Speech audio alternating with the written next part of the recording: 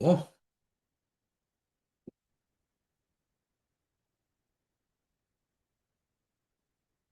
자, 오늘 출애굽기 20장,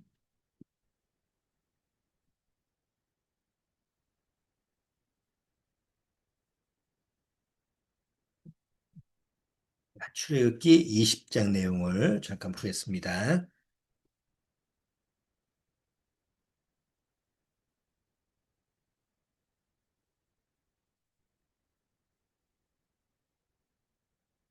자, 20장 6계명에 대한 부분입니다. 6계명 간단하죠? 13절만 같이 읽어보죠. 살인하지 말지니라. 자, 선거관리위원회에서 딱 시간 맞춰가지고 또 방송을 하네. 자, 여기 여러분 여기 자료면 한번 보세요. 어, 우리의 목숨값이 얼마나 될까요? 목숨값. 보통 사람들이 생각할 때 목숨값 하면, 아이고, 사람의 목숨을 어떻게 값을 치러. 이렇게 이제 보통 생각할 때는 그런데 여기 책자를 보면 생명 가격표가 있죠. 그게 목숨 가격표하고 똑같아요. 여기 앞에 사람들 쭉 보면 밑에 뭐가 들어가 있죠?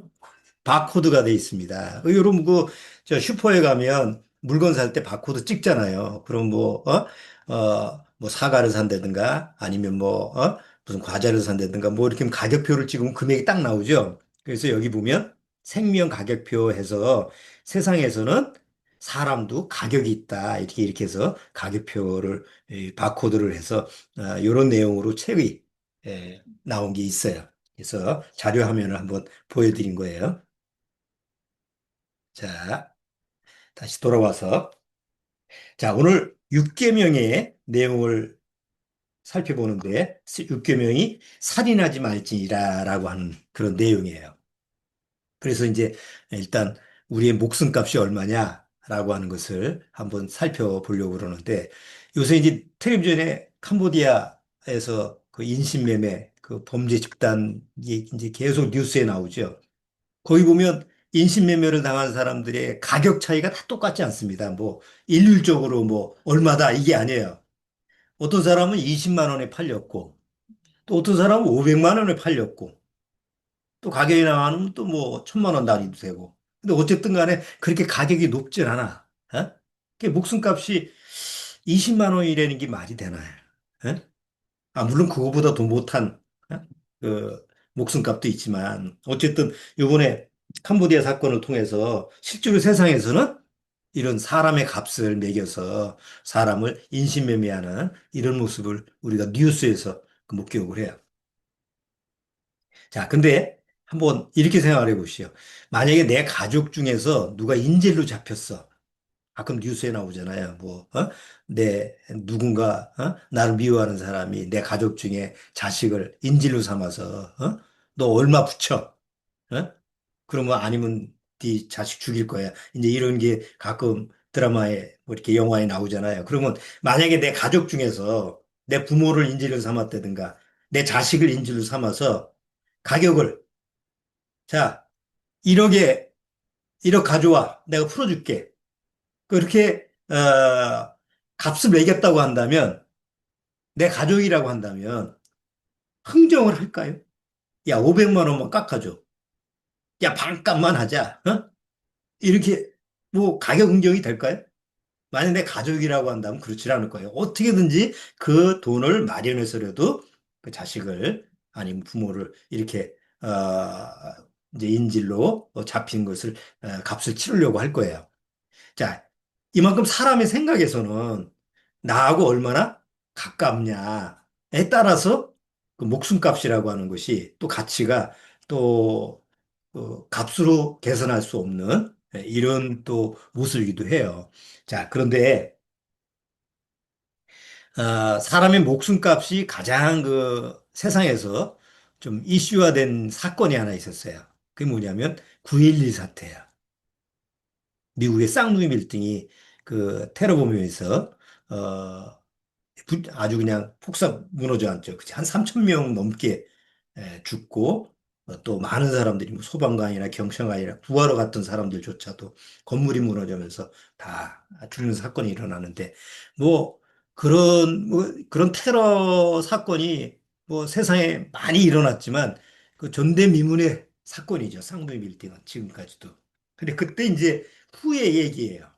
그 아까 제가 자료 화면에서 보여준 생명 가격표라고 하는 게 바로 9.11 때 일어난 사고자들, 3천여 명의 그 사고자들이 나중에 어떻게 생명 그 보험에 그 나라에서 정부에서 보상을 받았느냐 이런 부분에 대한 이제 책이에요.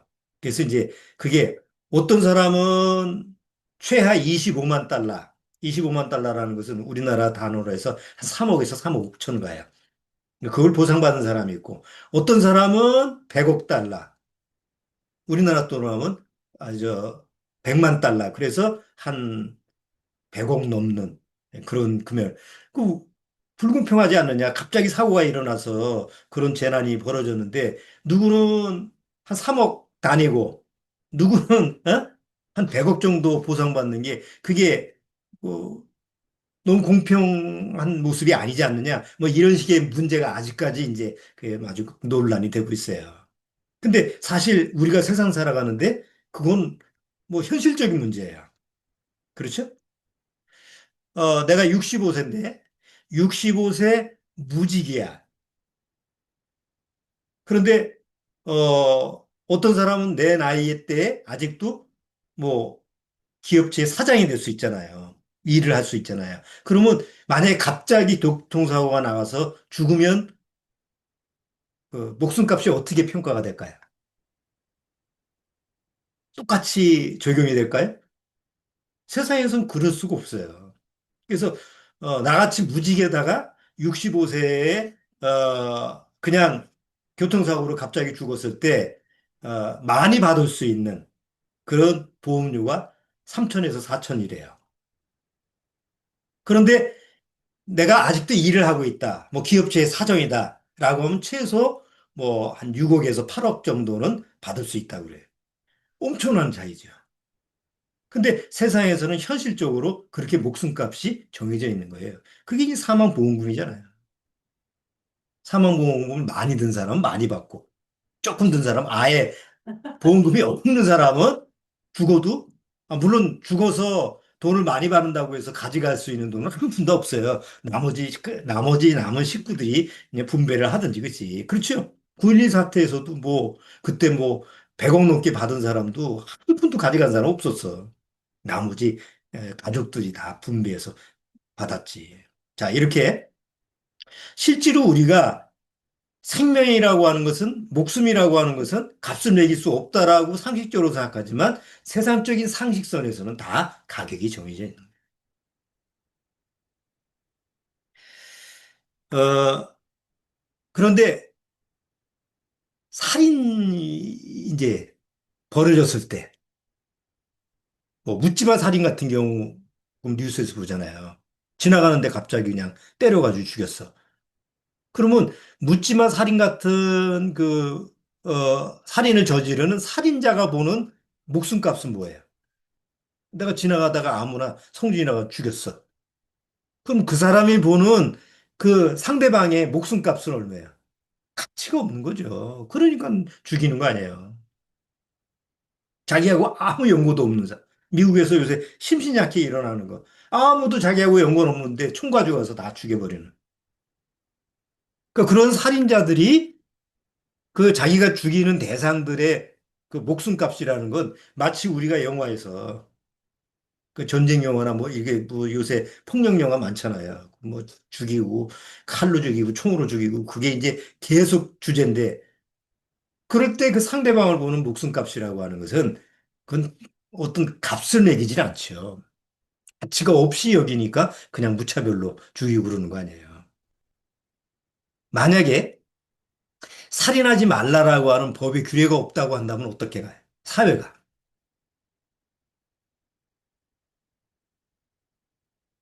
그야말로 아주 무질서한 사회가 돼요.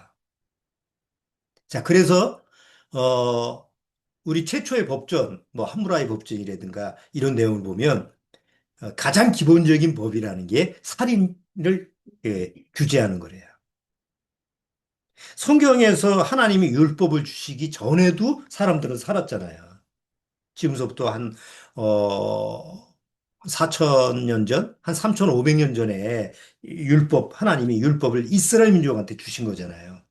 근데 그 전에도 이미 사람들은 살았죠. 메소포타미아 문명, 그 다음에 수리아, 자, 옛날, 초창기에 그 문명, 그 다음 메소포타미아, 이집트, 이렇게. 근데 문명이 세워질 때마다 사람들이 그 스스로 만든 법의 규례 중에서 첫 번째가 뭐냐면 살인을 금하는. 왜냐하면 살인을 금하지 않으면 그냥 인류 자체가 존재가 불가능해요. 그러니까 우리나라의 법 체계도 그렇죠. 어느 나라의 법의 그 체계 속에서도 다른 사람을 죽이는 것, 살인이라고 하는 그 법이라고 하는 것은 강력하게 규제를 했죠. 살인하는 자는 그냥, 그냥 넘어가는 게 아니잖아요.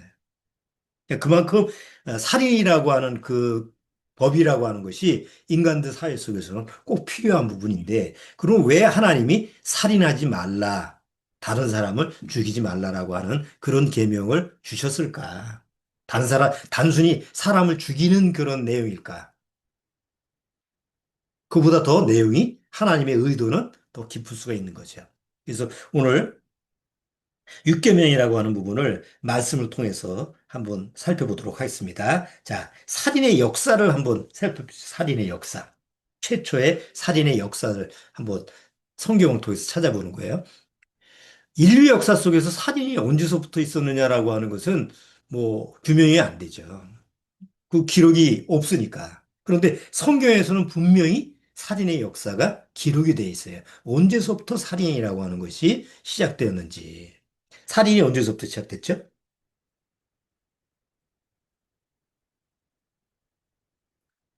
가인과 아벨이 이제 살인이라고 하는 어떤 다른 사람을 직접 사람이 사람을 죽이는 거, 이런 것이 이제 직접 성경에 기록된 것이 바로 창세기죠.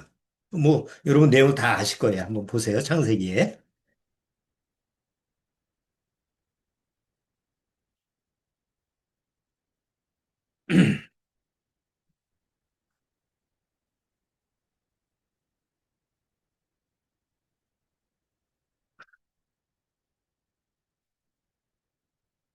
자, 창세기 4장 1절.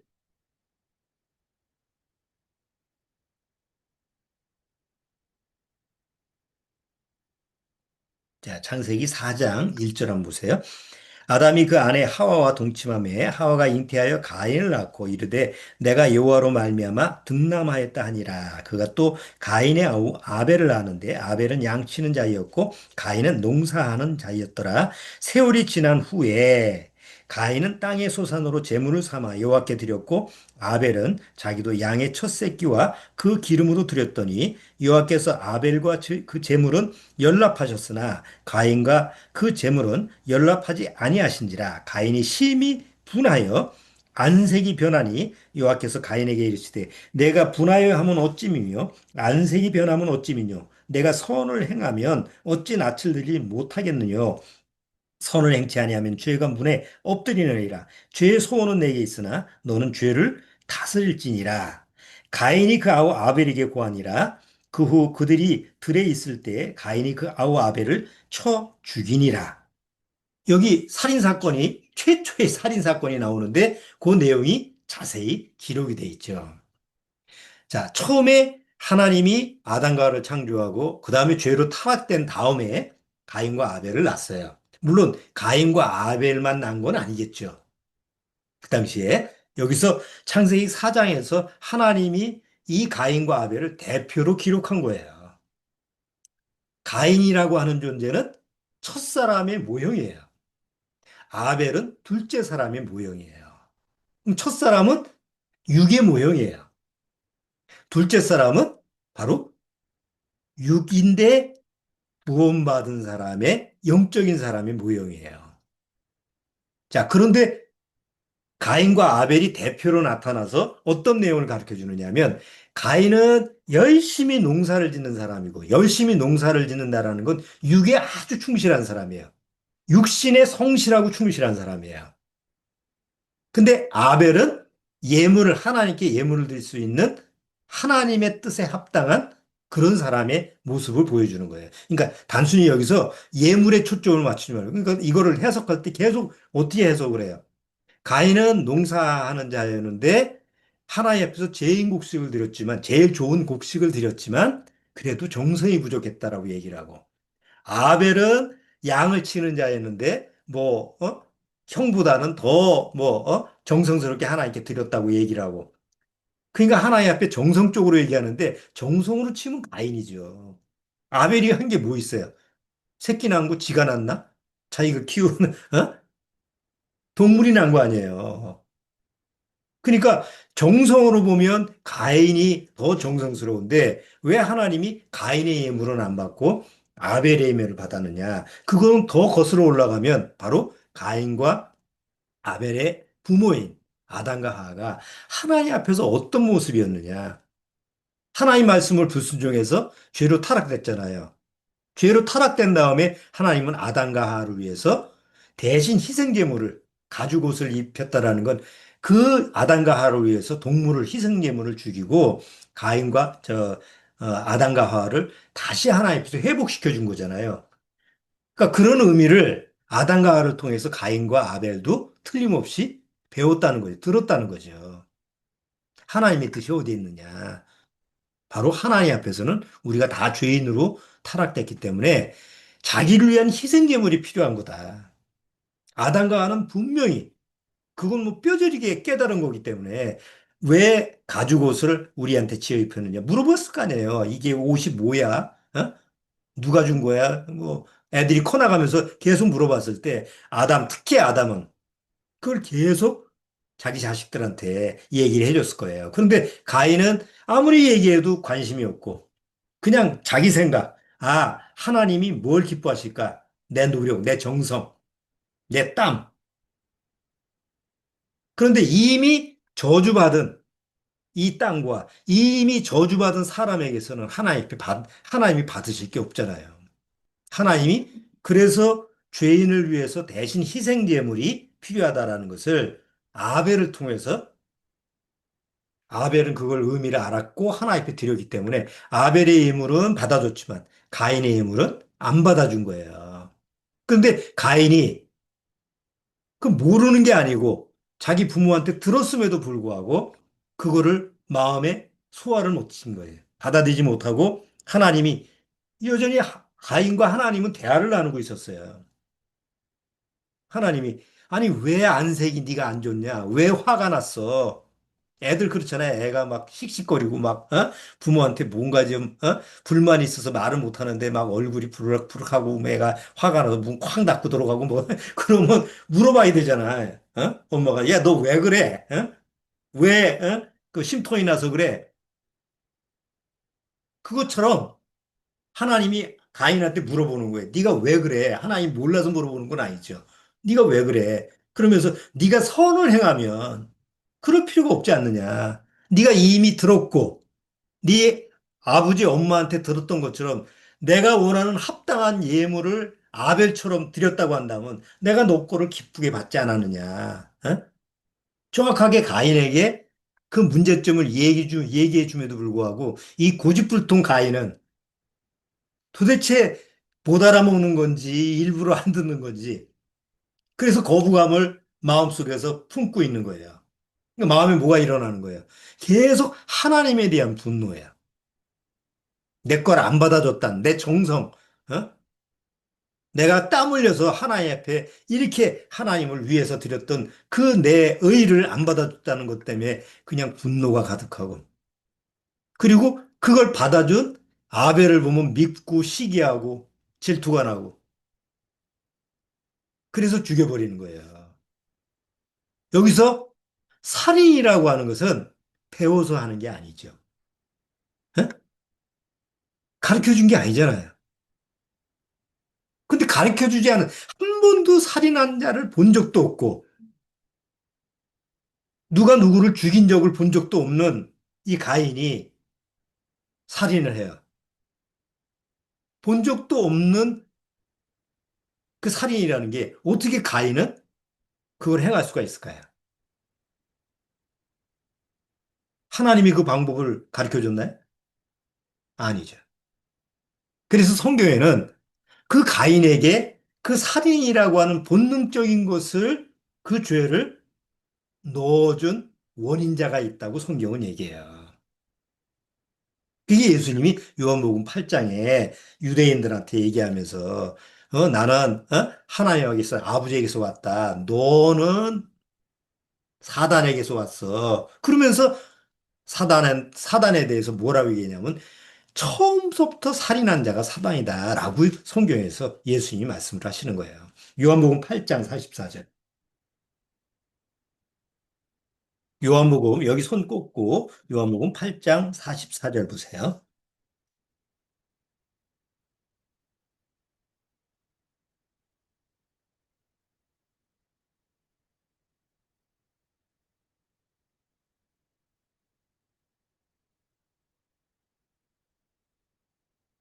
요한복음 8장 43절, 44절.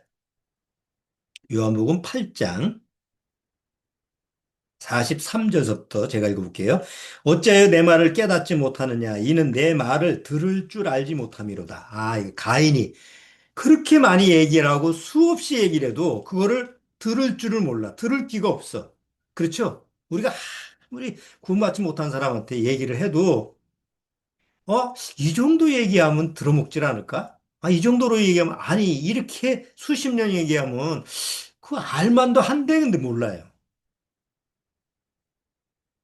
그게 가인하고 똑같은 모습이에요. 이게 육이라고 하는 것은 절대로 영의 말씀을 들을 수가 없거니와 듣지를 못하는 거예요. 자, 그러면서 44절 너희는 너희 아비 마귀에게서 났으니 너희 아비의 욕심을 너희도 행하고자 하느니라. 저는 처음서부터 살인한 자요 진리가 그 속에 없으므로 진리에 서지 못하고 거짓을 말할 때마다 제 것으로만 하나니 이는 저가 거짓말장이요 거짓의 아비가 되었음이니라. 여기 마귀한테 뭐라고 하느냐 하면 저는 처음부터 살인한 자래요. 살인은 그야말로 뭐예요? 살인. 살생은 살아있는 걸 죽이는 거지만 살인은 사람을 죽이는 거잖아요. 예? 그렇죠? 살생하지 말라고 하진 않았잖아. 살인하지 말라고 돼 있지. 그럼 사단 마귀한테 예수님이 저는 처음부터 살인한 자라고 하는 것은 처음부터 사람을 죽인 존재가 있는데 누구냐? 마귀다, 사단이다. 사단이 언제 사람을 죽였어요? 아담과 하와를 하나님 앞에서 떨어지게 만든 자죠. 그 영혼을 타락시킨 자죠. 그러니까 살인이라고 하는 것은 단순히 육체적으로 죽이는 것만 살인이 아니고 성경에서 이미 영이 하나님 앞에서 단절되게 만든 그 사단 마귀가 최초의 살인자다. 그러니까 육신을 죽이는 거는 그거는 뭐 그 진짜 살인이 아니에요. 그 영혼을 하나님 앞에서 분리시키는 거. 하나님과 떨어지게 만든 자가 누구였느냐? 바로 사단 마귀다 말이에요. 근데 세상에서는 그런 생각을 하는 사람이 없잖아요. 직접적으로 사람을 죽이는 것만 살인이지. 그 영혼에 대해서는 관심이 없잖아요. 자, 그래서 결국 가인 안에서는 사단이 넣어준 살인이라고 하는 본능이 이제 들어가 있는 거예요. 사단이 주입시킨. 그게 행위로 어떻게 나오느냐? 육체의 생명을 빼앗는. 가인이 죽였어요. 아벨을 죽였어요. 그러면 최초의 살인자니까 막 부들부들 떨고 막, 그래야 될 거 아니에요. 근데 하나님이 가인 보고 네 아우 아벨이 어디 있느냐라고 물어보니까 내가 아우를 지키는 자고 하고 막 바락바락 하나님 앞에 대들죠. 그러니까 그 마음 상태가 살인을 저질렀음에도 불구하고 그 가인의 양심이라고 하는 상태가 어떻다라는 걸 알 수 있죠. 아주 최초의 사람인데도 말이죠. 그런데 그 뒤에 가인의 후손들을 보면, 예? 그 다음 손자 때 라멕이라고 하는 자가 나타나는데, 라멕이 자기가 어떻게 또 다퉈가지고 또 어디가 상처가 났나 보죠? 그러더니 창상을 인하여 내가 죽였다. 그러니까 창상을 인하여 내가 죽였다라고 하는 건 뭐냐면, 다른 사람을 살인하는 거에 대한 정당함을 얘기하는 거예요. 살인할 수밖에 없어. 내가 다른 사람을 죽이는데 그건 정당한 뭐 정당방위야 이런 식으로 해서 그래서 살인이라고 하는 사람을 죽이는 것이 아예 사람들 마음속에서는 뭐야? 그럴 수도 있지. 그건 정당한 거야. 그러니까 그런 식의 보편화가 된 거죠. 다시 한번 창세기 돌아와 보세요.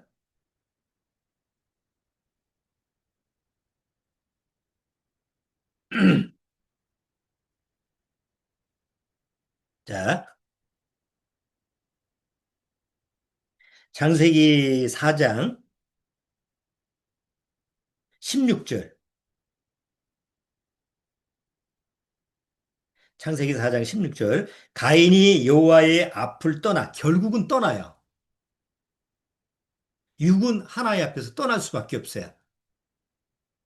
가인이 여호와 앞을 떠나 나가 에덴 동편 롯 땅에 거하였더니 아내와 동침하니 그가 잉태하여 에녹을 낳은지라 가인이 성을 쌓고 그 아들의 이름으로 성을 이름하여 에녹이라 하였더니 에녹이 이랏을 낳았고 이랏은 무야를 낳았고 무야는 무드사엘을 낳았고 무드사엘은 라멕을 낳았더라. 라멕이 두 아내를 취하였으니 하나의 이름은 아다요 하나의 이름은 실라며 아달은 야발을 낳았으니 그는 장막에 거하며 육축 치는 자의 주상이 되었고 그 아우의 이름은 유발이니 그는 형군과 퉁소를 잡는 모든 자의 주상이 되었으며 신라는 두발가인을 낳았으니 그는 동철로 가장 날카로운 기계를 만드는 자요. 두발가인의 누이는 나아마이였더라. 여기 하나는 그 농사를 짓는 자, 농업, 축산 이런 거, 이런 걸 하는 자. 하나는 음악을 하는 자.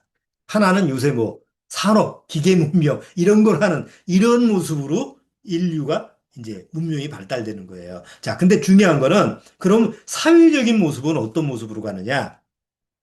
23절 라멕의 아내들에게 이르되 아다와 실라여 내 소리를 들으라 라멕의 아내들이여 내 말을 들으라 나의 창상을 인하여 내가 사람을 죽였고 나의 상함을 인하여 소년을 죽였도다 가인을 위하여는 벌이 700인데 라멕을 위하여는 벌이 77배 이르로다 오히려 다른 사람을 죽이면서 그 내가 다른 사람을 죽였다고 해서 누가 나를 해치면 하나님이 내 윗대 할아버지한테 표를 준 것처럼 7배의 저주를 낸다고 근데 77배나 저주 낼 거다. 이런 식으로 해서 오히려 하나님을 더 그냥 악하게 이용해 먹는 이런 존재들이 돼버린 거예요. 자, 그리고 나서 이제 뒤에 노아의 홍수. 그러니까 일어날 때까지의 인류의 모습을 보면 하나님이 보시기에 뭐예요? 가관이 아닌 거예요. 여기 보세요. 6장 5절. 여호와께서 사람의 죄악이 세상의 관영함과 그 마음의 생각의 모든 계획이 항상 악할 뿐임을 보시고 땅 위에 사람 지으셨음을 한탄하사 뭐 인류 그 성경학자들이 보통 아담 이후에 노아의 홍수 전까지 인구가 어느 정도 됐겠느냐, 뭐 최소 1억에서 한 10억 정도, 그러니까 1000년 동안 거의 한 1000에서 1600년 동안 노아의 홍수 그 전까지 인류가 한 그 정도 인구가 되지 않았느냐 이렇게 추정을 하는데 그건 추정을 하는 것뿐이고 어쨌든 수많은 사람이 번성하는데 그 1000년 동안의 그 삶의 모습이 그 당시에는 법도 없었어요. 여기 법이라는 게 없잖아요. 나름대로 법이 있었겠죠. 그러면 그 당시에 어, 1000년 동안 이 세상 그 당시에 살았던 삶의 사회상이 어떨까? 그야말로 아수라장이라고 그러죠. 여기 가인 때, 그 다음에 라멕 때 살인이라고 하는 것이 아예 뭐예요? 아예 그냥 보편화되는 거예요. 뭐 싸우다 다른 사람 죽여버리면 뭐 그만이고. 옛날 서부 영화, 그 미국의 서부 영화 개척 당시에 보면 맨날 뭐 하고 있어요? 서로 총 가지고 싸우고 죽잖아요. 어? 죽고 죽이는 것이 그냥 일상이에요. 그게 아담이 타락한 이후의 천년의 삶이에요. 자, 그리고 나서 노아의 홍수가 일어나서 하나님이 싹 쓸어버리죠. 그럼 여기서 이런 의문점을 가질 수가 있어요. 아니, 하나님은 다 죽여도 되고, 왜 우리는 죽이지 말라고 그래? 그런 의문점을 누구나 다 가져요. 그렇잖아요? 그러면 하나님은 사람에 대해서 하나님이 심판을 해서 죽이기도 하고 살리기도 하고 그러신다고 그러는데 하나님은 그래도 되고 우리는 다른 사람을 죽이는데 그 뭐 그거는 문제가 된다고 말이 안 맞는 얘기에 뭐가 말이 안 맞아요. 하나님은 창조주고 우리는 피조물인데 성경에서 하나님은 뭐라고 해요? 하나님은 살리기도 하고 죽이기도 할 수 있는 삶의 주권자예요. 목숨을 취할 수도 있고 목숨을 하나님이 그냥 거둬갈 수도 있고 그냥 살려둘 수도 있는 게 하나님의 권한이다 말이에요. 그거는 창조주의 권한이에요. 그래서 성경에 보면 토기장이의 비유가 있죠. 토기장이가 토기를 지어서 마음에 안 들면 다 부숴버리고 마음에 드는 건 보존해서 쓰게 하는 거예요. 그게 토기장이의 권한이 있지 않느냐. 내가 살리기도 하고 죽이기도 한다. 신명기 한번 보세요.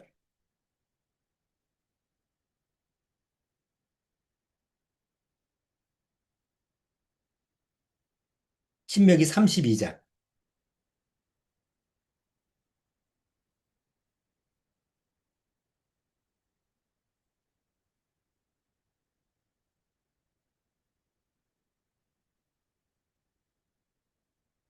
자, 신명기 32장 39절. 신명기 32장 39절. 이제는 나 곧 내가 그인 줄 알라. 나와 함께하는 신이 없도다. 내가 죽이기도 하며 살리기도 하며 상하게도 하며 낫게도 하나니 내 손에서 능히 건질 자가 없도다. 사무엘 상. 사무엘 상도 한 보시죠.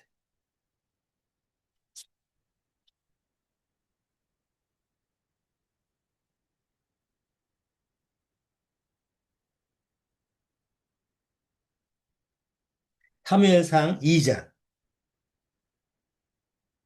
6절.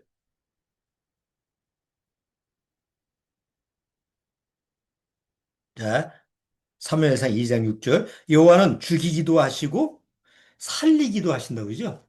여호와는 죽일 수도 있고 살릴 수도 있어요. 그거는 하나님만이 신만이 가질 수 있는 특권이에요. 주권이에요. 왜? 하나님이 창조자니까. 그런데 사람은 피조물이에요. 그렇죠? 내가 부모인데 내 자식을 죽일 수 있어요, 없어요? 없어요. 살인죄예요. 그거는 세상법에서도 그래요. 그렇죠? 내가 내 자식을 뭐 죽였어. 내가 뭐 부도가 나가지고 죽였어. 근데 지는 살았어. 내 자식이니까 뭐 괜찮아요? 안 그렇죠?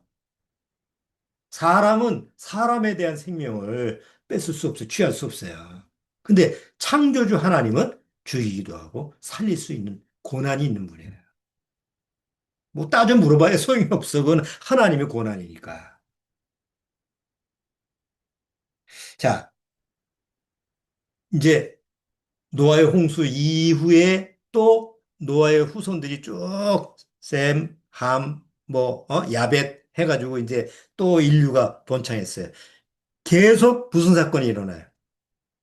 계속 살인의 역사가 계속 반복됩니다. 전쟁을 통해서 일어나든지 기근이나 뭐 자연재해 계속 그것이 역사의 그냥 역사의 한 장면이에요. 그렇죠? 그리고 지금 21세기 와서 지금도 마찬가지예요.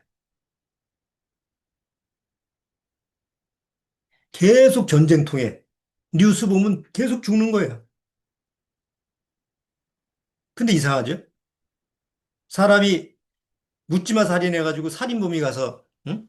죽이면 그거는 살인죄고 가만히 미사일 쏴가지고 저 다른 나라 가서 쏴서 다 죽여버리면 그거는 또 살인죄가 아니고 그 말이 되는 얘기가 아니잖아요. 그러니까 세상이라고 하는 게 그렇게 무질서하고 그리고 그냥 진짜 무개념이에요. 우리나라가 만약에 또 남북전쟁이 일어났다. 대다수 국민들이 원하는 거예요? 아니잖아. 어떤 미친놈 하나가 지도자가 돼가지고 자기가 그렇게 명령을 내리면 나머지 사람들이 움직이는 거예요. 지금 저기 뭐야 저 푸틴하고 우크라이나하고 아니 왜 전쟁을 해가지고 사람들을 죽이냐고. 그러니까 정치적인 모습으로 나서지만 사실 그건 살인범이잖아요. 히틀러만 살인범이 아니죠. 근데 그게 세상에서는 뭐 어떻게 뭐 막을 수도 없지만 그런 거 가지고 어떻게 다뤄지지도 않아. 뭐 이스라엘하고 지금 가자 지구에서 일어나는 것도 마찬가지예요. 뭐 누가 누구를 탓할 수도 없고. 근데 예수님이 제자들이 마지막 때 무슨 일이 있습니까? 라고 하니까 예수님은 야, 놀래지 마라. 처처에 기근과 지진이 있고 전쟁과 전쟁 소문이 있겠고 많은 사람이 이제 미움을 당하고 죽음을 당하고 지금이 다 그때야. 그러니까 정신을 차리고 바짝 정신을 차리고 이게 정말 때가 점점 가까이 오는구나라는 것을 우리가 정말 명심을 해야 돼요. 자, 이제 마무리를 해보죠. 어쨌든 살인하지 말라라고 하는 계명이 율법에 있었기 때문에 이스라엘 민족은 그 이스라엘 민족의 나라, 이스라엘 민족 전체 민족의 법이 되는 거예요. 그리고 그것이 지켜져야만이 이스라엘이라고 하는 나라가 어떻게 돼요? 그럼 보존이 될 수가 있는 거죠. 그렇죠? 맨날 죽이고 죽고 이러면 그 나라라고 하는 게 존립할 수 있겠어요? 없잖아요. 우리나라도 마찬가지잖아요. 만약에 살인을 하는데 그냥 허용을 해. 그러면 어떻게 해요? 미운 놈 다 죽여? 그러면 살아남을 사람이 아무도 없지. 우리가 살아가면서 좀 마음에서 거시기한 사람도 있잖아. 뭐, 그냥 저거 죽일까? 이런 사람은 없어도, 없어졌으면 좋겠다라는 사람이 살면서 있잖아요. 구원받으면 없나요? 여전히 있어요. 구원받은 나도 있어요. 지나가다 보면 왜 시끄럽게 차가 그 뭐죠? 배기통에 그 소리 내게 하는 거 있잖아요. 그런 놈이 하나 있어. 스포츠카인가 뭔가. 너무 거슬려. 그거 없어졌으면 좋겠어, 저거. 차가 뒤집혔으면 좋겠어, 가다가. 그런 생각이 저절로 드는 거예요. 신호등을 꼭 건너는데 신호등이 서 있는데도 오토바이가 지나가. 그 학교 앞이니까 그러면 안 되잖아요. 저거 좀 뒤집혀져야 되는데 언젠가 한번. 그런 생각이 절로 나는 거예요. 근데 예수님이 이제 육계명을 얘기하면서 뭐라고 그래요? 옛 계명에는 살인하지 말라 하였거니와 내가 다시 재해석을 해준다 하면서 육계명을 다시 재해석을 해주는 거예요. 한번 그 내용을 보시죠. 마태복음 5장.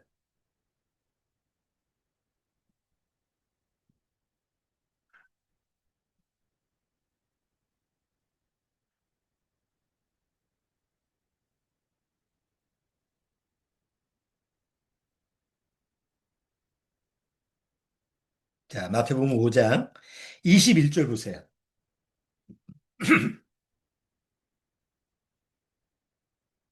마태복음 5장 21절. 옛사람에게 말한 바 살인치 말라 누구든지 살인하면 심판을 받게 되리라 했다는 것을 너희가 들었으나 나는 너에게 이르노니 형제에게 노하는 자마다 심판을 받게 되고 이 노한다라고 하는 것은 화를 내는 거예요. 쉽게 말해서 그냥 분을 내는 거예요. 막 우리가 이렇게 형제들끼리 뭐 안 맞으면 그냥 서로 욕하고 싸우잖아요. 분을 내는 거예요. 자, 형제에게 노하는 자마다 심판을 받게 되고 형제를 대하여 라가라 하는 자, 이 라가라고 하는 것은 일종의 우리나라의 욕이에요. 개새끼, 소새끼, 뭐 이런, 뭐 애들은 그냥 입에 욕이 달았잖아. 어? 우리가 친한 친구들한테도 욕을 하잖아요. 어? 그러니까 조금 뭐 하면 골빈 놈, 어? 멍청한 놈. 근데 이건 가끔 우리 애들한테도 하잖아. 뭐 시험 성적이 나쁘다거나 뭘 물어보는데 이게 너는 도대체 돌대가리니 뭐 이런 식으로 해서 그 아이의 인격을 좀 아주 깎아내는 그런 말이 무심코 나오잖아요. 그러니까 라가라고 하는 욕이 상대방을 아주 모욕적으로 무시하는 욕이에요. 자, 그런데 라가라고 하는 자는 공회에 잡히게 되고 아까 화를 내면 뭐예요? 형제에게 노하는 자는 심판하게 돼 심판을 받는데 공회가 더 센 거예요. 어? 공회는 여러 사람들이 이스라엘 보면 공회에 모여가지고 돌로 막 재판받는 것도 없어. 가면 그냥 돌로 막 치잖아요. 자, 여기 라가라가 하는 자는 공회에 잡히게 되고 미련한 놈이라고 하는 이 미련한 놈이라고 하는 것은 우리가 흔히 그냥 할 수 있는 아이고 답답하다 이 답답이 뭐 상대방에 대해서 이렇게 조금 조롱 그러니까 우리가 은연중에 하는 말이 이런 말이잖아요. 다른 사람을 무시하고 그냥 말은 안 해도 눈으로 아이고 저거 어? 그러니까 이렇게 미련한 놈이라고 하는 자는 어디에 들어가요? 지옥불에 들어간다고요. 죄가 가할수록 그 대가가 심해져야 되는데 죄가 덜한데 결과는 심해지는 거예요. 점층적으로. 그러면 여기서 예수님이 얘기하는 게 뭐냐면 이미 아담 이후에 죄로 타락된 죄인들 안에는 사단이 넣어준 살인의 본능적인 DNA가 있는 거예요. 그게 표출만 안 시키는 뿐이에요. 가인처럼 내가 밉기 때문에 동생을 죽이고 싶, 죽이는 모습은 안 해도 내 형제들 간에 밉거나 아니면 시기나 질투가 나오면 마음속에서 어떤 마음이에요? 저거 없어졌으면 좋겠다. 저거 비하가 돼가지고 못 찾았으면 좋겠다. 아니, 그런 마음이 든단 말이에요. 실제로 행위는 안 나갔지만 이미 마음속에서 상대방에 대해서 그런 마음이 드는 게 바로 사단이 넣어준 살인적인 본능 DNA다. 이거를 누구나 다 가지고 있는 거예요. 구원받아도 육체 안에, 육의 성품 안에 가지고 있는 거예요. 그러니까 살면서 구원을 받아도 누가 나를 뭐 모욕을 하거나 해를 끼치거나 아니면 내가 좀 손해를 당했다고 한다면 대부분 마음속에서 뭐가 일어나요? 아이씨, 저거 죽여버릴까? 실제는 못하면서도 마음에서는 그런 뭔가 그런 마음이 충동적으로 나오는데 그게 원래 있으니까 나오는 거지. 그렇잖아요? 배워서 나오는 건 아니잖아요. 그러니까 죄로 타락된 이후에 죄인의 모습 안에는 바로 가인이 보여주는 살인적인 어떤 본능적인 모습이 있기 때문에 누구나 다 살인자가 되는 거예요. 그냥 묻지마 살인해서 살인자만 살인이 아니고 예수님 보시기에는 누구나 다 살인이자 살인하지 말지라는 육계명을 통해서 그 거울을 보면 뭐가 있는 거예요? 내 안에도 사단이 넣어준 그 살인의 본능적인 그런衝動감이 있구나. 그거는 상대적으로 상대를 무시하고 또 뭔가 나하고 비교해서 가치를 아주 절하시키고 이제 구원받지 못한 사람은 그거에 이제 종로로 타는 거예요.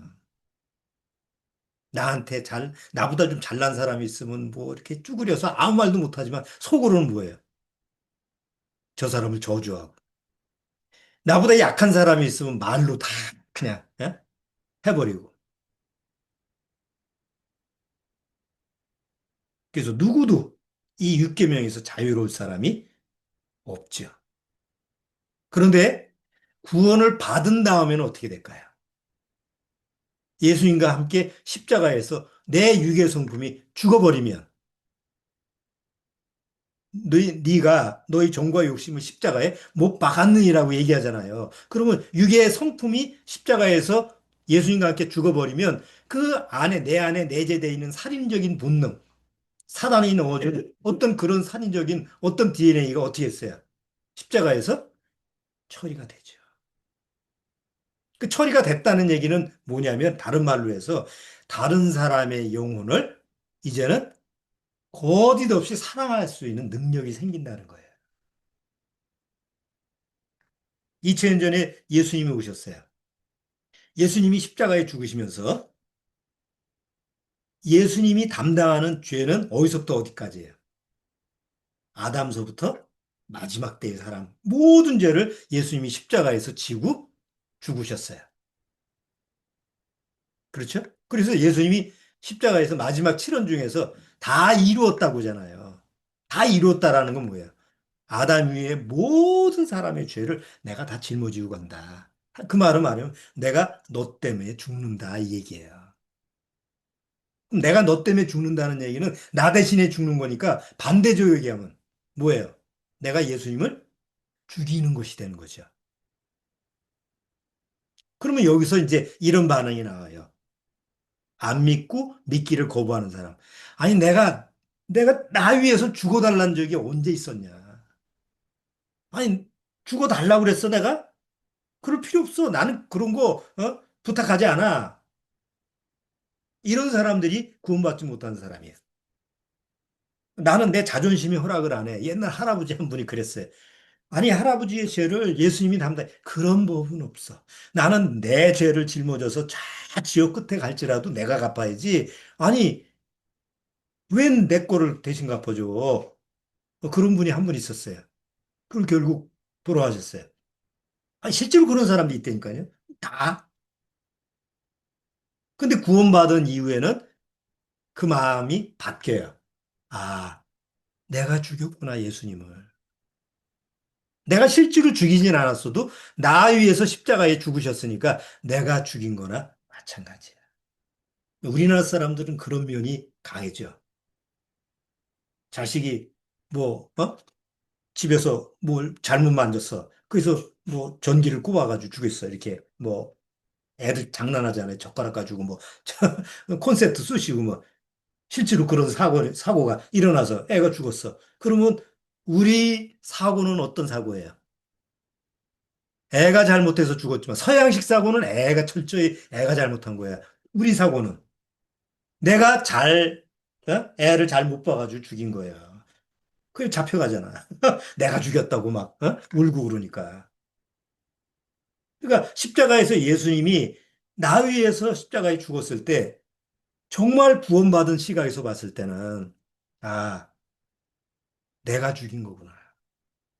그래서 우리말 성경에서 번역이 제일 잘 된 게 하나 있어요. 고린도 후서 4장. 영어 성경에는 그런 의미로 그냥 번역이 안 돼 있고 예수님이 십자가에 그냥 죽으심으로 말미암아 우리가 이렇게 적용되는데 우리말 성경에는 난 그건 정말 잘했다고 생각해요. 고린도 후서 4장 10절.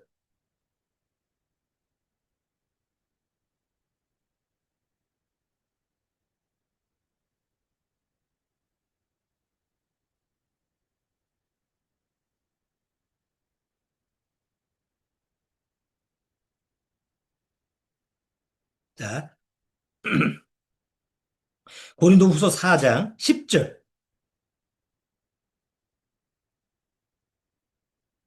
4장 10절 같이 읽어보죠. 우리가 항상 예수 죽인 것을 몸에 짊어지면 근데 영어 성경에는 그냥 예수님이 죽은 그 의미를 내 생명에 짊어진다라는 표현으로 되어 있는데 나는 이 누가 이걸 하다가 이 번역을 잘못한 건지 잘한 건지 어쨌든 이 번역은 구원받은 사람한테는 정말 사실적으로 맞아.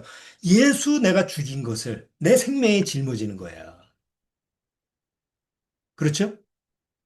그래서 구약 시대에 보면 도피성이 있는데 살인을 했는데 어떤 사람은 고살범이고 어떤 사람은 오살범이야. 고살자는 직접 진짜 자기 죽일 의도를 가지고 죽였어. 그럼 고살자는 도피성에 가도 뭐예요? 그건 잡혀 나와야 돼요. 오살범은 자기가 도끼로 나무를 치다가 도끼자루가 튀어나가서 뒷사람이 죽었네. 내 의도가 전혀 없었는데 뒤에서 죽었어. 그래도 내가 사람을 죽인 거니까 뒤에 딱 튀어 저 도표성에 가죠. 도표성에 가는데 가면 뭐예요? 다른 그 피해자의 가족들이 와도 잡아갈 수가 없어요. 왜? 하나님이 허락하신 것이니까. 근데 누가 죽였어요? 내가 죽였잖아요. 내가 죽여도 살 수 있는 법이 도피성이다 말이에요. 도피성의 모형이 예수님이잖아요. 나를 위해서 내가 나를 위해서 죽어달라고 한 적도 없어. 그런 생각도 한 적도 없어. 그런데 하나님이 이미 나에 대해서 그런 은혜를 왜냐하면 내 죄를 위해서 반드시 희생제물이 필요하기 때문에 하나님의 아들을 보내서 나의 모든 죄를 대신 짊어지게 하고 나 대신 십자가에 죽게 함으로 말미암아 내가 영혼 구원을 받아서 죄에서 자유롭고 옛사람에서 새 생명으로 지옥에서 천국으로 옮기게 했다는 거예요. 그게 하나님이 나를 구원시키는 구원 계획이잖아요. 자, 그러면 한번 하나님이 보시는 목숨값은 얼마예요? 하나님이 보시는 목숨값. 세상에서 나를 평가하는 목숨값은 다 다르다고 그랬죠. 지금 저는 2천이나 많이 받아야 4천이에요. 그밖에 안 돼. 예? 자, 그러면 하나님이 보시는 나의 목숨값은 얼마일까? 하나님이 보시는 나의 생명값은. 예수님은 천하보다 귀한 게 너 목숨 아니냐. 무엇과 바꾸겠느냐. 이렇게 말씀을 하시죠, 예수님이. 그래, 나를 위해서 십자가에서 대신 죽었을 때 예수님은 하나님 자신이잖아요. 그러니까 하나님의 생명, 하나님의 존재 자체를 버리고 나를 산 거 아니에요. 그러니까 내 생명값은 구원받은 이후에 이루 뭐 생명의 값을 매길 수가 있어요, 없어요? 없죠. 구원받은 사람은 자기 생명값을 매길 수가 없어요. 왜냐하면 하나님의 그 생명의 값으로 바꾼 거니까. 그 하나님을 계산할 수가 없잖아요. 창조주 하나님은. 그 이만큼 가치가 높은 거예요. 그래서 구원받으면 자기 생명의 가치가 높아져요. 스스로. 자기를 높이는 게 아니라 구원받고 나서, 아, 하나님이 자기를 희생해서까지 나를 이렇게 값주고 사셨다면 내가 얼마나 가치 있는 존재지? 해서 정말 자기 자신의 고부가 가치가 되는 거예요. 자, 그런데 그렇게 자기가 자기를 가치 있게 보는 사람은 다른 사람을 어떻게 여길까요? 상대적이에요. 내 가치만큼 상대방을 보는 거예요. 내가 이렇게 가치가 하나님 앞에서 이렇게 높은 가치인데 저 사람도 하나님이 보면 그런 가치를 가지겠지. 그러니까 하찮게 여길 수가 없는 거죠. 생명의 가치를. 더군다나 육체의 가치를 평가하는 게 아니라 영혼의 가치를. 내 영혼이 하나님 앞에서 천하보다 귀한 이런 가치라고 한다면 저 사람의 영혼도 천하보다 귀하지 않나? 그러면 대번 뭐예요? 저 사람도 구원받았으면 좋겠다.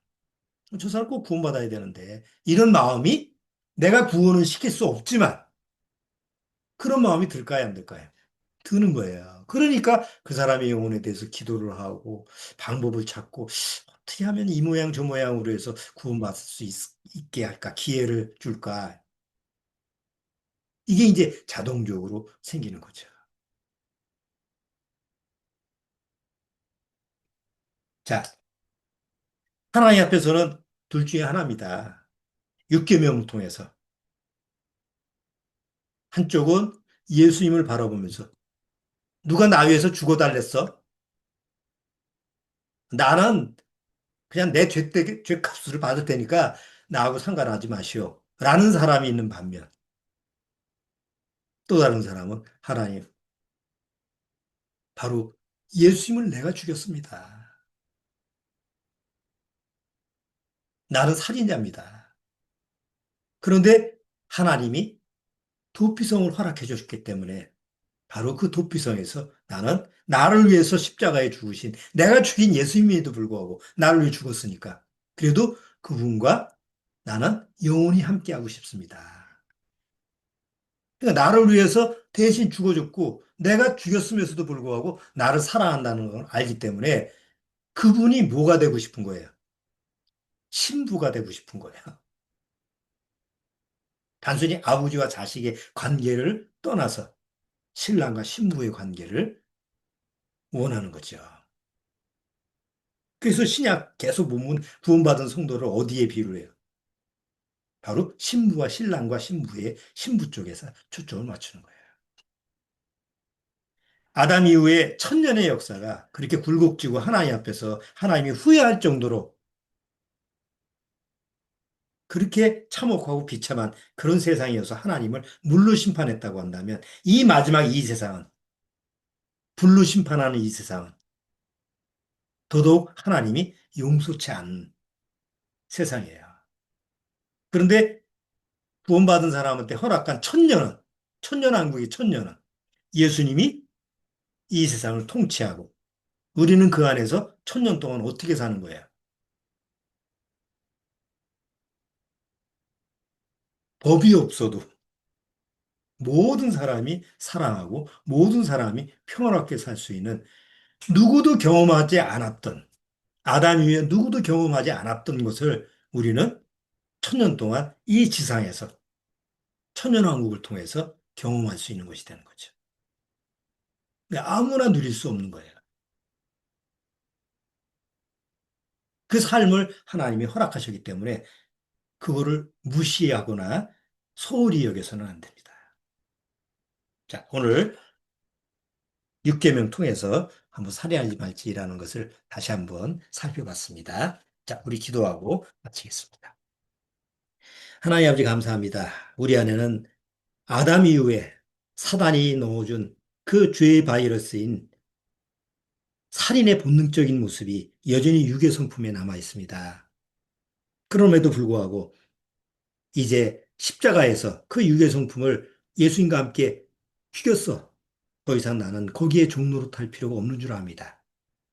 여전히 우리 육은 남을 미워하고 시기하고 또 혹 마음속에서는 아, 정말 죽었으면 좋겠다. 이런 마음이 육적으로 여전히 나오긴 하지만 이미 예수 그리스도의 피로 말미암아 죄 사함을 받을 수 있는 은혜가 허락되어 있기 때문에 그쪽으로 그런 마음이 들어도 끌려가지 않고 오히려 그 미움이 사랑으로 바뀔 수 있는 그런 능력을 하나님이 주신 줄 압니다.